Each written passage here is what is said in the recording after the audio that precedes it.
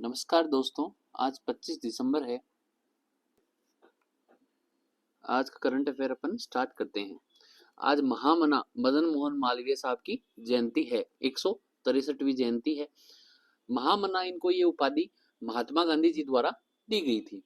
25 दिसंबर 1861 को इनका जन्म प्रयागराज यूपी में हुआ था और 12 नवंबर 1946 को इनका निधन हुआ। और काशी हिंदू विश्वविद्यालय और बनारस हिंदू विश्वविद्यालय जिसे कहा जाता है, उसकी इन्होंने 1916 में इनके प्रयासों से उसकी स्थापना हुई। भारत के पहले व अंतिम व्यक्ति थे जिन्हें महामना की उपाधि मिली। और पत्रकारिता, वकालत, समाज सुधार, मातृभाषा, भारत माता प्रेम इत्यादि में इनका बहुत योगदान रहा। और कांग्रेस जो राष्ट्रीय कांग्रेस बनी थी 1885 में, उसके ये 4 बार उस कांग्रेस आईएनसी के अध्यक्ष रहे। सबसे पहले 1909 में, फिर 1918 में, फिर 1930 में और फिर 1932 में। तो 4 बार ये कांग्रेस के अध्यक्ष भी रह चुके। इनको भारत रत्न मिला 2015 में मरणोपरांत। फिर बीएचयू की इन्होंने स्थापना करी 1916 में। बीएचयू का एक एक्ट बना था 1915 का एक्ट, उसके तहत बीएचयू की स्थापना हुई। इन्होंने लोगों से पैसे इकट्ठे किए और एक बीएचयू की स्थापना करी। बीएचयू की खास बात यह है कि एशिया की सबसे बड़ी, मतलब जहां स्टूडेंट रह सकते हैं, रेजिडेंशियल यूनिवर्सिटी है, तो वो एशिया की सबसे बड़ी रेजिडेंशियल यूनिवर्सिटी बीएचयू है। और हिंदी भाषा के इनके प्रेम को लेकर इन्होंने बनारस हिंदू यूनिवर्सिटी की स्थापना करी। देवनागरी लिपि को ब्रिटिश कोर्ट में, ब्रिटिश समय में जो संचालन होता था, वो भी इनके प्रयासों से देवनागरी लिपि का बहुत बढ़ावा उसको मिला। इनके दादा एमपी उज्जैन से थे, इसलिए इनके नाम के पीछे मालवीय, मालवा था ना, मालवा एमपी उज्जैन वाला पार्ट, तो इसलिए इनके नाम के पीछे मालवीय शब्द जुड़ता है। और इन्होंने बहुत सारी कविताएं लिखी। मकरंद नाम से ये कविता लिखा करते थे। 1886 में, 1885 में पहला सम्मेलन हुआ कांग्रेस का। 1886 में जब दूसरा सम्मेलन हुआ, जिसके अध्यक्ष थे दादा भाई नारोजी, तो इनको ये क्या कहते हैं, मदन मोहन मालवीय साहब सभी स्टूडेंट सहपाठियों के खास थे। अपने शिष्य जो टीचर्स थे उनके भी ये खास हुआ करते थे। तो इनके एक टीचर इनको इस सम्मेलन में ले गए, वहां इनको स्पीच देने का मौका मिला। वैसे ये जब भी स्पीच देने का मौका मिलता तो मदन मोहन मालवीय साहब स्पीच देते और अपनी शैली इतनी अच्छी रखते थे कि इनके स्पीच में कहीं भी कोई त्रुटि, व्याकरण की त्रुटि नहीं हुआ करती थी। तो इन्होंने जब 1886 का जो सेकंड कांग्रेस का सम्मेलन चल रहा था, जिसके अध्यक्ष दादा भाई नारोजी थे, इन्होंने इतना अच्छा स्पीच दिया कि वहां अवध के एक तालुकदार थे, उन्होंने अपना जो हिंदुस्तान पत्रिका है उसके संपादक में इनको डायरेक्ट वहां से नियुक्त कर दिया। तो इनका जो स्पीच कौशल था वो बहुत अच्छा था। महात्मा गांधी जी ने इनको महामना की उपाधि दी। डॉक्टर राधाकृष्णन जो सेकंड राष्ट्रपति बने भारत के, और बीएचयू के इनके जब महामना जी रिटायर हुए बीएचयू से, तो इनके बाद में बीएचयू के वाइस चांसलर राधाकृष्णन साहब बने थे। तो राधाकृष्णन जी ने इनको कर्म योगी की उपाधि दी। गोपाल कृष्ण गोखले जो उदारवादी थे, बाल गंगाधर तिलक जो गर्मपंथी थे, राष्ट्रवादी थे, तो ये उन दोनों के बीच की कड़ी थी।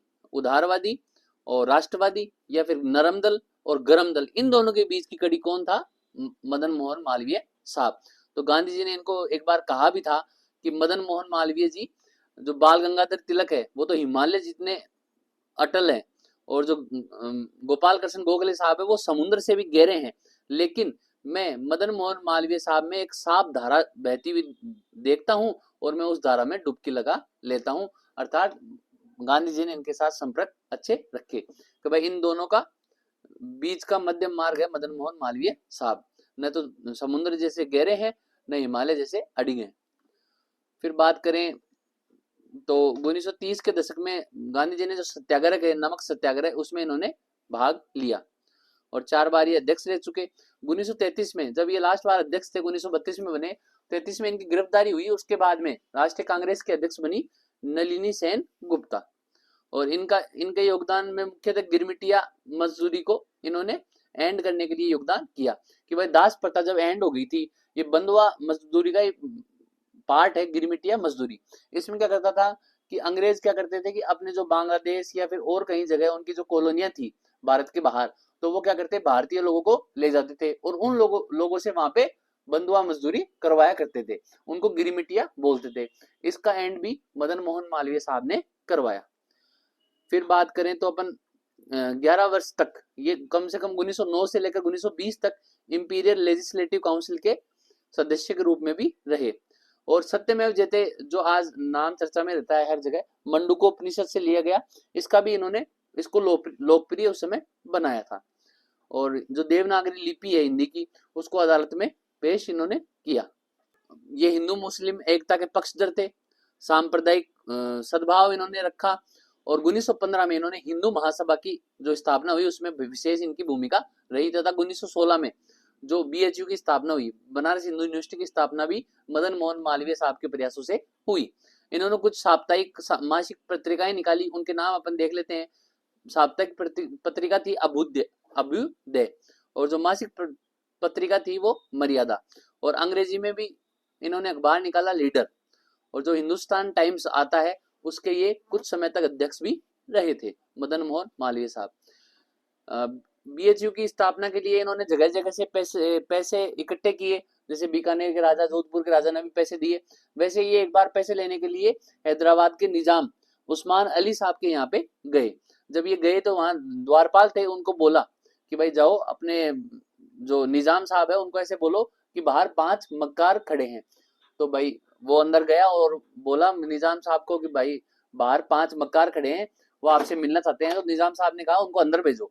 जब मदन मोहन साहब अंदर गए तो निजाम ने कहा आप तो अकेले ही हो, 5 मक्कार कैसे आपने कहा? तो उन्होंने कहा कि मेरा नाम महामना मदन मोहन मालवीय है, मेरे नाम में 5 बार मैं आता है, इसलिए मैंने 5 मक्कार कहा। अब उन्होंने कहा कि तो फरमाइए यहाँ कैसे आए हो? तो उन्होंने कहा कि मैं बीएचयू बनारस हिंदू यूनिवर्सिटी की स्थापना कर रहे हैं हम, उसके लिए हमारे को थोड़ा सा डोनेशन चाहिए, तो आप उसमें योगदान दो। तो जब निजाम साहब ने मना कर दिया कि भाई साहब मेरे पास कोई भी डोनेशन देने के लिए नहीं है, तो फिर मदन मोहन मालवीय साहब ने क्या किया कि उनके जूतियां ले ली और मार्केट में जाकर एक लोगों को इकट्ठा किया और बोला कि भाई ये निजाम साहब की जूतियां हैं, इनकी मैं नीलामी कर रहा हूँ, निजाम साहब के लिए डोनेशन के लिए 1 रुपया भी नहीं है, हो सके भाई इन जूतियों को नीलाम करके मैं कुछ पैसा इकट्ठा करूं और बीएचयू की स्थापना में लगा सकूं। तो अपनी इज्जत उड़ती हुई देख निजाम साहब ने वापस इनको अंदर बुलाया, तथा बीएचयू के लिए निजाम हैदराबाद के जो निजाम साहब थे उस्मान अली साहब, इन्होंने इनको 10 लाख रुपए दिए। इस प्रकार इन्होंने जगह जगह से बीएचयू की स्थापना के लिए पैसे इकट्ठे किए थे। चूंकि ये वकील थे तो ये जब राजनीति में इन्होंने एंट्री किया, जब राजनीति में इन्होंने एंटर किया, इंडियन नेशनल कांग्रेस में एंट्री किया, तो इन्होंने वकालत का काम छोड़ दिया था। लेकिन जब 1922 में जब चोरा चोरी कांड की घटनाएं हुई, उस घटना में लगभग 170 भारतीयों को फांसी की सजा सुनाई गई, तब इन्होंने वापस वकालत करी और वो केस लड़ा चोरा चोरी कांड वाला, और इन्होंने लगभग 151 लोगों को फांसी की सजा से मुक्ति दिलाई थी। उस चोरा चोरी कांड में भारतीय लोगों को इन्होंने छुड़वाया था। वही बात आगे लिखी हुई है, गांधी जी ने कहा कि तिलक जैसा अटल, तिलक हिमालय जितने बड़े हैं, और गोखले जो है, गोपाल कृष्ण गोखले, वो गहरे हैं, समुद्र से भी गहरे हैं। लेकिन मैं मालवीय में एक स्वच्छ धारा देखता हूँ, बहती हुई स्वच्छ धारा देखता हूँ, उस पवित्र धारा में मैं डुबकी लगा लेता हूँ। अर्थात मालवीय साहब न तो बहुत ज्यादा गर्म दल से थे, न ज्यादा नरम दल से थे, ये बीच की धार के मध्यस्थ व्यक्ति थे। 1942 में महात्मा गांधी ने जब भारत छोड़ो आंदोलन किया, तो उस समय ये मालवीय साहब क्या थे, ब्रिटिश लोगों ने जो सांप्रदायिकता के लिए हिंदू मुस्लिम में भटकाव की भावना को बढ़ाया था, उस समय इन्होंने महात्मा गांधी के भारत छोड़ो आंदोलन का विरोध किया और एक राष्ट्रीय कांग्रेस दल की स्थापना करी एमएस एने साहब के साथ मिलकर। तो ऐसे विद्वान थे मदन मोहन मालवीय साहब। तो एक विद्वान के बारे में कहा जाता है, राजा का सम्मान एक राज्य में होता है, लेकिन विद्वान का सम्मान उस राज्य में भी होता है, दूसरे राज्य में भी, मतलब हर जगह विद्वान का सम्मान होता है। अर्थात राजा और विद्वान की कहीं तुलना नहीं की जा सकती। ऐसे विद्वान थे मदन मोहन मालवीय साहब। हर भाषा में इनका अच्छी पकड़ थी, हिंदी में, संस्कृत में व इंग्लिश में, वकालत में, पत्रकारिता में इनका अच्छा योगदान रहा, देश के स्वतंत्रता में इनका खूब योगदान रहा। फिर अगली शख्सियत अपन देखते हैं अटल जी, अटल बिहारी वाजपेयी साहब। इनकी 100वीं जयंती आज है, तो 25 दिसंबर को इनकी जयंती बनाई जाती है। इसी उपलक्ष्य में सुशासन दिवस भी, गुड गवर्नेंस दिवस भी मनाया जाता है। 25 दिसंबर 1924 की ये बात है, ग्वालियर एमपी में अटल जी का जन्म हुआ। 16 अगस्त 2018 को इनका निधन एम्स दिल्ली में हुआ। चूंकि 2009 के बाद इनको एक अटैक आया था, उसके बाद में ये व्हील चेयर पर ही रहे और फिर उसके बाद में इनकी स्थिति उभरी नहीं और 2018 में इनका निधन हुआ था। ये भारत के 10वें प्रधानमंत्री थे। तो इनके प्रधानमंत्री का कुछ ये सिलसिला रहा कि 3 बार ये पीएम पद पर बैठे। पहली बार ये पीएम पद पर 1996 में बैठे, केवल 13 दिनों के लिए। 13 दिनों के लिए बीजेपी से पीएम बने और लेकिन इनकी सरकार अल्पमत में थी, इसलिए इनकी सरकार गिर गई 16 मई 1996 से ये जब पद पर बैठे और 13 दिन बाद में महज 1 जून 1996 को इनकी सरकार गिर गई थी। फिर 1998 में इलेक्शन हुए, तो 1998 से 99 तक ये 13 महीने तक इन्होंने एक अलायंस किया था, एनडीए के साथ एनडीए गठबंधन किया। उसके आधार पर ये 13 महीनों तक वापस भारत के पीएम बने। लेकिन जब एआईएडीएमके ने वापस वहां से हाथ खींच लिया और तो इनका बहुमत कम हो गया और सरकार अल्पमत में आ गई, इसलिए सरकार वापस 1999 में गिर गई। फिर 1999 में वापस चुनाव हुए, तो 1999 से लेकर 2004 तक एक पूर्ण कार्यकाल इनका रहा और पहली बार गैर कांग्रेसी पूर्ण कार्यकाल निभाने वाले पहले व्यक्ति थे अटल बिहारी जी वाजपेयी। इनके कार्यकाल में कुछ अच्छे कार्य हुए। पोखरण का पहला परमाणु परीक्षण इंदिरा गांधी के समय हुआ था। दूसरा परमाणु परीक्षण अटल बिहारी वाजपेयी जी के समय में 11 मई 1998 की ये बात है। तो इन्होंने पोखरण में ऑपरेशन शक्ति चलाया, वह परमाणु परीक्षण किया, उसको ऑपरेशन शक्ति बोलते हैं। और 11 मई को प्रौद्योगिकी दिवस इसलिए मनाए जाते हैं। फिर वापस 13 मई को इन्होंने परीक्षण किया और भारत को परमाणु शक्ति के रूप में बनाया। और इनका योगदान सड़कों के लिए बहुत जाना जाता है। पूरे भारत में स्वर्णिम चतुर्भुज योजना से पूरे भारत में एक सड़क का जाल इन्होंने फैलाया था। तथा इनको लाहौर बस यात्रा जो स्टार्ट करी थी इन्होंने पाकिस्तान के साथ एक कूटनीतिक संबंध बनाने के लिए, उस यात्रा में भारत और पाकिस्तान के बीच में एक बस सेवा शुरू की थी। तो लाहौर बस यात्रा में इन्होंने सबसे पहले यात्रा भी करी और एक डिप्लोमेटिक संबंध इन्होंने अपनी तरफ से प्रयास किए थे। और इन्हीं के समय में कारगिल युद्ध 1999 में हुआ था। फिर बात करें तो संसद में हमला 2001 में भी इन्हीं के समय पे हुआ। तो ये सब परिस्थितियों में ये उभरे बहुत अच्छे कवि भी अटल जी रहे हैं। और 1951 की बात करें तो भारतीय जनसंघ में शामिल थे। जब जनसंघ को फिर 1977 में जनता सरकार बनी, तो जनता सरकार के समय 1977 में मोरारजी देसाई की सरकार में ये विदेश मंत्री रहे और विदेश मंत्री रहते हुए यूनाइटेड नेशन में जाकर इन्होंने पहली बार हिंदी में स्पीच दिया और हिंदी का मान इन्होंने बढ़ाया। फिर बात करें श्यामा प्रसाद मुखर्जी के साथ भी इनका बहुत जुड़ाव था। उनके साथ ये कश्मीर आंदोलन में भी गए, जब श्यामा प्रसाद मुखर्जी को वहां गिरफ्तार किया गया और उनकी जेल में मृत्यु हुई, तो उस आंदोलन में इन्होंने बहुत साथ वहां पे दिया। जीवन भर अविवाहित रहे और लेकिन इन्होंने एक बच्ची बिटिया गोद ले रखी थी, उनका नाम था नमिता भट्टाचार्य, वो इनकी दत्तक पुत्री थी। और 2015 में इनको भारत रत्न मिला। भारत रत्न मिलने वाले ये 6ठे भारत के पीएम थे। पद्म विभूषण भी इनको 1992 में मिला। इनकी खास बात यह है कि जब ये कानपुर की एक फेमस कॉलेज है, वहां पे इन्होंने वकालत करी थी और पिता पुत्र ने साथ में रहकर वकालत करी। दोनों एक ही रूम में एक ही हॉस्टल में रहते थे। पिता भी उसी क्लास में थे जिस क्लास में अटल बिहारी वाजपेयी थे। तो इन्होंने लॉ की डिग्री वहां से प्राप्त करी। खाने पीने के शौकीन थे। फिर बात करें तो 1977 में विदेश मंत्री थे। विदेश मंत्री रहते हुए यूनाइटेड नेशन में स्पीच हिंदी में दिया था। आज इनकी 100वीं शताब्दी जन्म शताब्दी पर मोदी जी एक प्रोजेक्ट ला रहे हैं, केन बेतवा लिंक नहर प्रोजेक्ट। इसमें क्या होगा, ये एमपी की नदियां हैं केन और बेतवा। केन नदी इधर से आ रही है, बेतवा नदी इधर से आएगी, इन दोनों को लिंक करेगी ये लिंक प्रोजेक्ट। इसमें क्या होगा, एमपी व यूपी के जो जिले हैं जैसे बुंदेलखंड है, इन सबको बेहतर सिंचाई, पानी, पेयजल, इन सब की सुविधा मिलेगी। ये एमपी की दूसरी राष्ट्रीय परियोजना होगी। इसके अंदर 90% योगदान केंद्र सरकार का होगा, जल शक्ति मंत्रालय का होगा, व 10% योगदान राज्य सरकार का होगा। इसमें क्या है, जो केन नदी आती है उसके पीछे एक दो दन बांध बना हुआ है। फिर यहाँ एक एमपी का जिला है खजुराहो, यहाँ जिला है झांसी, यहाँ जिला है ललितपुर, यहाँ है बेतवा नदी। ये बेतवा नदी, इन दोनों को लिंक से जोड़ा जाएगा। इससे 8.10 लाख हेक्टेयर सिंचाई की उपलब्धता बढ़ेगी। फिर बात करते हैं कि वो केन नदी जो एमपी में पन्ना टाइगर रिजर्व में जाती है, उस पर 2 दन बांध भी बना हुआ है। तो ऐसे थे अपने अटल बिहारी वाजपेयी साहब। ये बहुत अच्छे कवि थे और इनका हिंदी में पकड़, हर जगह पकड़ इनकी अच्छी थी। फिर अपन बात करें अजय भल्ला। अजय भल्ला पहले अपने गृह सचिव रह चुके, इनको अभी मणिपुर का दायित्व दिया है। भाई मणिपुर में जो आंतरिक अशांति चल रही है उसको निपटाने के लिए, और बाकी इनको मणिपुर का राज्यपाल अभी बनाया है। डॉक्टर वीके सिंह इनको मिजोरम का राज्यपाल बनाया, डॉक्टर हरि को उड़ीसा का राज्यपाल बनाया, तथा आरिफ मोहम्मद इनको बिहार का राज्यपाल बनाया, और राजेंद्र विश्वनाथ इनको केरल का राज्यपाल बनाया गया है।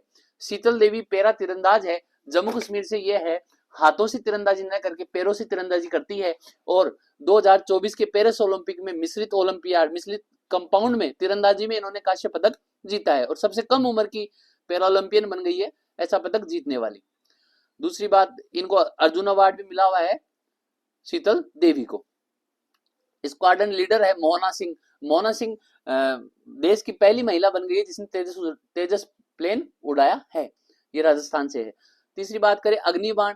अग्निबाण आंध्र प्रदेश श्रीहरिकोटा से लॉन्च किया गया था, दुनिया की पहली 3D रॉकेट है अग्निबाण, और ये अग्निकुल कॉस्मोस नाम की एक स्टार्टअप है, उन्होंने ये डेवलप की है अग्निबाण, ठीक है।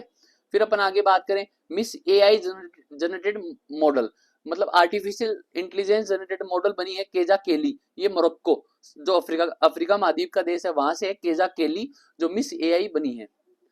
समुद्र के नीचे एक सुरंग बनाई जा रही है अहमदाबाद से मुंबई तक, और इसके अंदर मेट्रो का कार्य शुरू किया जाएगा, लगभग 21 किलोमीटर लंबी ये सुरंग होगी। अनालक्ष्य मिस्टर इंडिया बनाने के लिए भारतीय सैनिकों को गायब होने के लिए एक ऐसा जैकेट है, एक ऐसा परिधान है जिसको पहनने के बाद भारतीय सैनिक गायब हो जाएंगे और शत्रुओं से अपनी रक्षा कर पाएंगे, उसका नाम है अनालक्ष्य।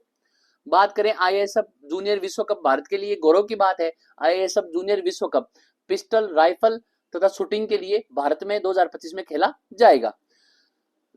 किया उआ ज्वालामुखी, ये हवाई USA में फटा है अभी, और इसका लाइव टेलीकास्ट भी यूट्यूब पे किया गया है USA के द्वारा।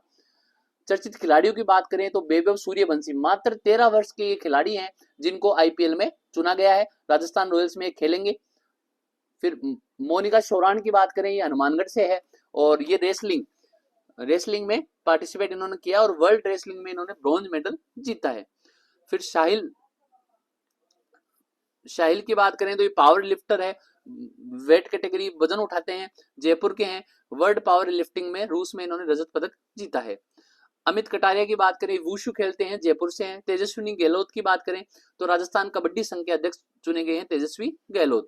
T20 में सर्वाधिक score 344 run highest score achieve किया है जिम्बाब्वे ने गाम्बिया के खिलाफ। पहले ये कीर्तिमान नेपाल के पास था, अब जिम्बाब्वे ने ये जीता है। टेनिस की बात करें, टेनिस में 3 टूर्नामेंटों की अपन बात करते हैं। पहला तो डेविस कप टेनिस का टूर्नामेंट है जो स्पेन में खेला गया, और इसको इटली ने जीता है। दूसरा कप अपन बात करें तो विलीजिंग किंग कप, ये स्पेन में खेला गया, इटली ने इसे जीता है। तीसरा ATP टूर्स फाइनल भी इटली के जेनिक सिनर बहुत अच्छा टेनिस खेलते हैं, इन्होंने जीता है। और पुरुष युगल में बात करें तो एन श्रीराम व ऋत्विक बोलीपल्ली ने ATP टूर्स फाइनल जीता है। WTA फाइनल की बात करें तो सऊदी अरब रियाद में खेला गया। कोको गाफ जो USA के खिलाड़ी हैं, इन्होंने ये WTA फाइनल, ये चारों टूर्नामेंट टेनिस के ही हैं।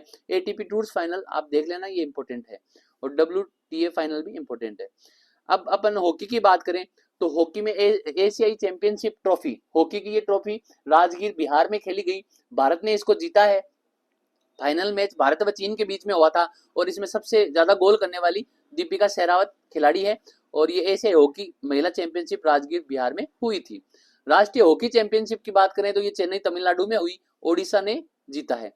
फिर अपन बात करें फॉर्मूला वन रेस वही गाड़ियों की रेस होती है, 44 रेस पूरी साल में की जाती है। 22वीं रेस के बाद में ये कायदा लगाया गया कि मैक्स वर्स्टापन जो रेडबुल चलाते हैं, नीदरलैंड के खिलाड़ी है, इन्होंने फॉर्मूला वन रेस जीती है। तीरंदाजी की अपन बात करें तो तीरंदाजी में GT ओपन लग्जमबर्ग में हुआ, और ज्योति सुरेरा ये इन्होंने गोल्ड जीता है। मुक्केबाजी की बात करें तो अंडर 19 मुक्केबाजी विश्व कप ये USA में हुआ था, कोलोराडो में, और भारत ने इसमें 17 पदक जीते हैं, जिनमें 4 गोल्ड हैं। मनदीप जांगड़ा का नाम आप याद रखना, ये सुपर फेदरवेट विश्व कप जीता है, फेदरवेट विश्व कप इन्होंने जीता है मनदीप जांगड़ा, ये है मुक्केबाजी में। बिलियर्ड्स की बात करें तो बिलियर्ड्स में एक ही नाम है, पंकज आडवाणी साहब, इन्होंने world billiards championship Doha Qatar में जो आयोजित की गई उसमें ये जीता है। फिर बात करें शतरंज की तो टाटा स्टील शतरंज टूर्नामेंट ये कोलकाता में हुआ, और नॉर्वे के जो वर्ल्ड के नंबर 1 शतरंज खिलाड़ी थे कार्लसन, मैग्नस कार्लसन नॉर्वे के थे हैं, इन्होंने ये जीता था। इनके अलावा भारतीय थे 3, अर्जुन एरागेसी, आर प्रज्ञानंदा, विदिता गुजराती, इन्होंने ये इसमें कुछ रैंक इनकी हासिल हुई है। कुश्ती की बात करें तो अंडर 23 कैटेगरी में विश्व कुश्ती चैंपियनशिप अल्बानिया में हुई, और भारत ने इसमें 9 पदक जीते हैं, 1 गोल्ड जीता है चिराग चिकारा ने।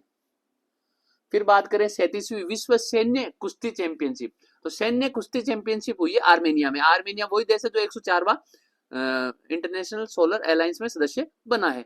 इसमें महिलाओं ने भी सैन्य कुश्ती में पहली बार भाग लिया है, और रितिका हुड्डा, ज्योति सियाग ने गोल्ड जीता। इसके अलावा जयदीप सिंह ने भी गोल्ड जीता है। स्क्वैश की बात करें तो स्क्वैश के खिलाड़ी का नाम आप याद रखना, वीर चोटरानी, जो भारत से खिलाड़ी हैं। टेबल टेनिस की बात करें तो WTT feeder Caracas table tennis tournament, इसका आयोजन वेनेजुएला, जो साउथ अमेरिका की कंट्री है वेनेजुएला, वहां पे टेबल टेनिस का आयोजन किया गया। पुरुष एकल में इसे जीता है हरमीत सिंह देसाई ने। फिर वर्ल्ड यूनिवर्सिटी शूटिंग चैंपियनशिप, पूरे वर्ल्ड यूनिवर्सिटी जितनी भी यूनिवर्सिटी हैं उनकी शूटिंग चैंपियनशिप दिल्ली के करणी सिंह शूटिंग रेंज में हुई थी, और शीर्ष इसमें भारत रहा है 24 पदकों के साथ में।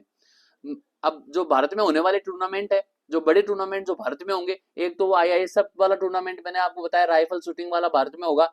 एक महिला विश्व कप 2027 ये ब्राजील में होगा, और खो खो विश्व कप भारत में होगा, और खेलो इंडिया यूथ व पैरा गेम्स जो भारत में होते हैं बिहार में आयोजित किए जाएंगे इस बार अप्रैल 2025 में। फिर अपन बात करते हैं बाला देवी की। बाला देवी भारतीय महिला फुटबॉलर है, और जस्टिस BR गवाई साहब ये जस्टिस हैं, इनको नालसा राष्ट्रीय कानूनी सेवा प्राधिकरण के अध्यक्ष के रूप में इनको चुना है। शुभ जो पंजाबी गायक है शुभ, उनको यूनाइटेड नेशन FCC UNFCC जो जलवायु परिवर्तन के लिए एक संस्था है, उनके डिजिटल क्लाइमेट लाइब्रेरी का ब्रांड एम्बेसडर इनको चुना है। फिर बात करें पंडित राम नारायण सिंह, तो ये सारंगी वादक हैं, उदयपुर से हैं, इनको पद्म विभूषण भी मिला हुआ है, इनका निधन अभी हुआ है। पुट्टा स्वामी साहब का निधन हुआ। पुट्टा स्वामी वाद था 2017 में आया था, इसके अनुसार ही सुप्रीम कोर्ट ने फैसला दिया कि निजता का अधिकार एक मौलिक अधिकार है। इनका निधन भी इन्हीं दिनों में हुआ है। तो आज के लिए इतना ही है, प्लीज चैनल को लाइक सब्सक्राइब करें, धन्यवाद।